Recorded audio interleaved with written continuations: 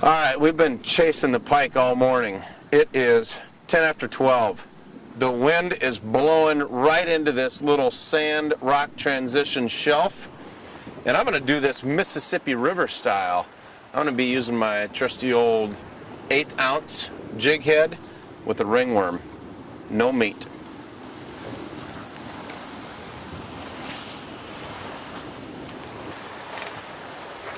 Got him. Man, I don't know what this is, but this one don't want to move. That is a huge eye. Look at that tank. Look at that thing. He's got that jig buried. Plastic is all you're after here, baby. Look at this thing. Come here.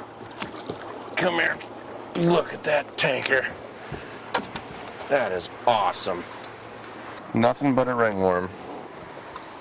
No live bait. Nothing. That is a fish.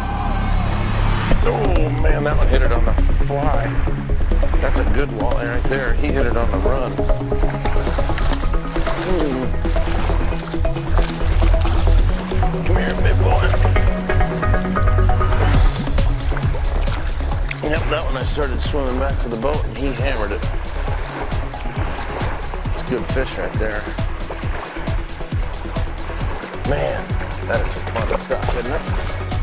There was a couple of significant techniques that I used for walleye. There's a lot of people up here that like to drag or jig live bait with minnows or crawlers or leeches.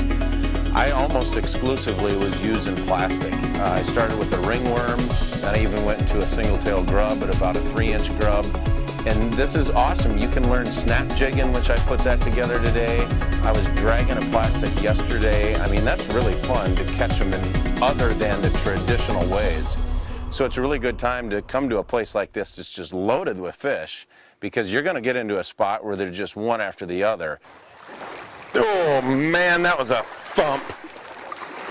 He piled it. Oh, these fish are aggressive. That was in about 7 feet right there. One thing that I can tell you that I've learned over the years fishing these Canadian lakes, especially when they have that coffee stained or tannic water, live bait for me, I don't use it. You can use plastics and that's all you need to bring in your tackle box. Anything from ringworms to big thumping grubs, snap jigging, heavy jigs, light jigs, you snap jig it, you drag it.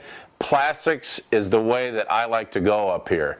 It's just a very simple way to catch these fish, and they're aggressive. When they hit those plastics, they pound it. There's no doubt when a walleye hits that plastic. That was a good bite right there. When you get them on a ringworm or a plastic bite, it's no doubt. You don't have to feed them line, you don't have to baby them. They pound it, you set the hook, reel them in. Stick them in the tank, put them in the fry pan. We found a spot yesterday where we were catching a lot of really good walleyes and I was dragging a ringworm.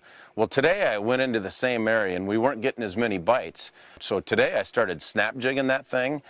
And a snap jigging technique is just when you just pop your rod tip off the bottom, let it sink, pop it, and boom! That is unbelievable. Oh, look at that hook. It's skin hooked right in the top of the lip. You're going to lose them. Baby. Unbelievable. Look at that. Look at that. Look at that thing is a giant. Here, I got to show you how that thing is hooked. Look at how that thing, look at how the hook is just barely stuck by a piece of skin.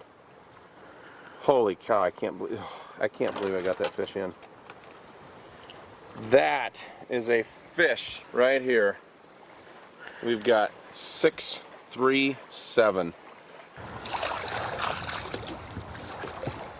The walleye fishing up here on Open Bay Lodge is absolutely incredible, but we didn't even show you a fraction of what this lake has to offer. You can literally come out here and have 75 to 100 fish days on these eyes, but the focus of this show, we wanted to bring you some giant swim bait pike, so coming up after the break, we're going to get right back into it.